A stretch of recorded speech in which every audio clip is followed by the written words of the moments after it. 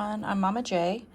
In today's video, I'm going to show you how I get a straighter edge with crochet instead of the scalloped edge. Sometimes the scalloped edge will work and it actually looks super cute in some situations.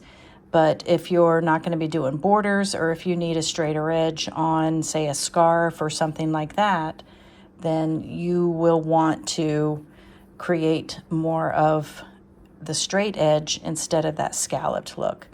So in this sample, instead of doing a chain as we turn, we're going to do a special stitch. So we'll show you that.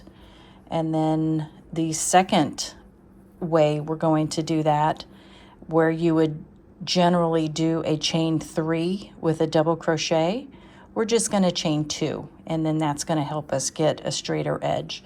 And that will also work with a half double crochet, because those other two samples are double crochet. So this is the half double crochet, and normally with a pattern you would see a chain 2 if you're doing a row of half double crochet. So we're just going to chain 1. All right, so let's go ahead and get started.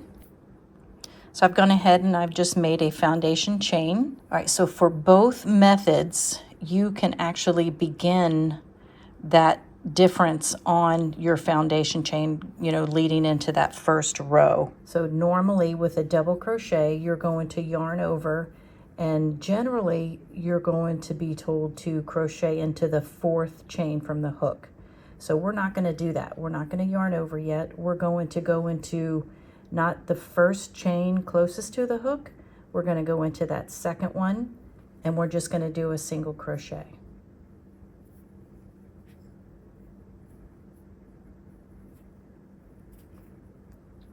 Okay, so now you'll see these 2 V's, or the 2 lines of that single crochet. Instead of going into the next chain, we're going to go right into that second line of that single crochet. So let's back out. So again, you see the 2 here, we're going underneath this second strand of yarn here, and we're going to do another single crochet. So that's under that strand, yarn over, pull through, and then we're just going to do a single crochet. So there's our first double crochet of our row 1 into our foundation chain. So then we'll just continue with a regular double crochet across the way. All right, so I'm down to the last chain of my foundation chain. I'm going to do one more double crochet. Tighten that up a little bit. All right, so there's our row 1, and you can see here that that first that we did with the 2 single crochet on top of each other looks just like the other double crochet. All right, so we're just going to turn our work, and then into that first chain right here at the very beginning. We're not going to do any chain or any yarn over. We're just going to go straight into that first stitch here from the last one that we just did, and we're going to do a single crochet. And now the same, you can see here we've got the 2 strands of that single crochet, and we're going to go into that left one. So we're just going to insert the hook underneath that strand and yarn over and draw up a loop, and then do another single crochet. So there's our first double crochet of the second row. All right, so let's take that out and just show you one more time. All right, so again, we're not chaining. All we did was turn our work, okay? And into that first stitch of our last double crochet, we're going to insert our hook. We're going to yarn over, draw up a loop, and then complete our first single crochet. Into the second, the left of the 2 strands, we're going to insert our hook underneath that left strand, yarn over, draw up a loop, and complete a single crochet. So again, there's our first double crochet of row 2. So then we just complete this row of double crochet. All right, so the next method is the one I mentioned where we're just going to do one fewer chain. So again, you can see here, this is our regular sample where we're doing regular chain 3 to turn the row. And in these samples here, this is a half double crochet and this is a double crochet. So in this sample, we've just done, like with the double crochet, instead of chain 3, we're chaining 2. And then the half double crochet, instead of chaining 2, we're chaining 1. So we're just dropping 1 chain from that turning chain. All right, so since we're doing 1 less chain, so let's take into account, again, with a double crochet, when you're doing a pattern with double crochet, they will have you start in that 4th chain from the hook. Well, since we're doing 1 less chain for those turning chains, we're going to start in that 3rd chain. So you would need to take that into account with your multiples, where say like you've got a multiple of 6 plus 3, you're going to have a multiple of 6 plus 2 because you're using 1 less chain in this foundation row. So we're going to do a double crochet into that 3rd chain from the hook. Again, any of these methods that you're using to create a straighter edge, you want to start that same method on your foundation row, because you don't want a nice little hook hanging around here because you've got a bigger edge than you do on the rest of the blanket or whatever project you're working. So the first double crochet was in the 3rd chain from the hook, and then we're just going to go and finish our row of double crochet.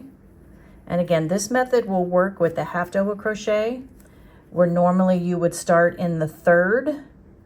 With this method, we would start in the 2nd chain from the hook. So just keep that in mind. We're just dropping 1 in every aspect of that turning chain.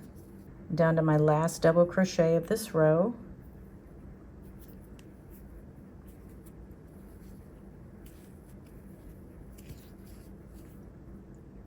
And be sure to watch my next video, because I'm going to show you how you can tighten up that last chain, because sometimes with your foundation chain, that last one tends to be a little bigger.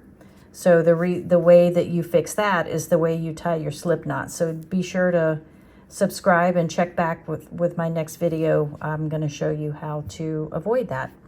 All right, so we're going to go ahead and turn our work. And again, we're going to chain 2 instead of 3, okay? And then we're going to put our double crochet into that 1st chain from the previous row, which is right at the base of that turning chain, okay? So insert into that stitch and do our double crochet. And then we'll continue on. Now, if you want to use stitch markers until you get used to this method to help identify that 1st stitch of the row, that would be helpful. So just go ahead and work double crochet across the rest of your piece. I'm just going to finish up my sample here and show you one more turn of that chain 2. Now I'll meet you back at the end. All right, so I'm at the last of this row. I'm going to do one more double crochet. All right, and we're going to turn our work, and then we're going to chain 2. Okay, chain 2, and then we're going to insert into the base of that turning chain. Again, we're not going into our double crochet space. We're going into the chain from our previous row. All right, so yarn over, insert your hook into that chain or into that stitch, and then do your double crochet. So you can see again where we're creating more of a straight edge than we did with a traditional chain 3. You just got to make sure with this method that you're not chaining too tight, because then you're going to see the edges of your work kind of scrunch together.